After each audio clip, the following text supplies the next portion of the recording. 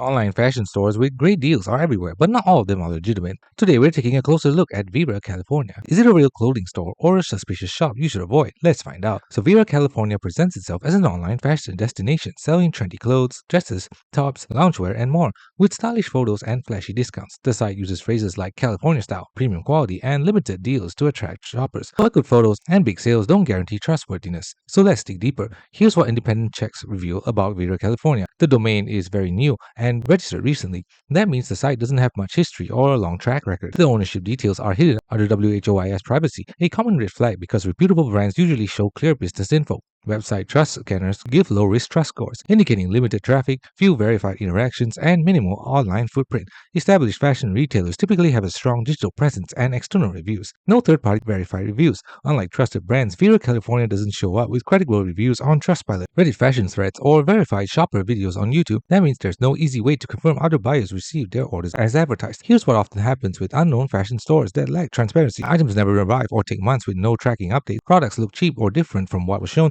citing quality issues with no reliable support to fix them, and difficult or impossible returns. Customer service is unresponsive or vague.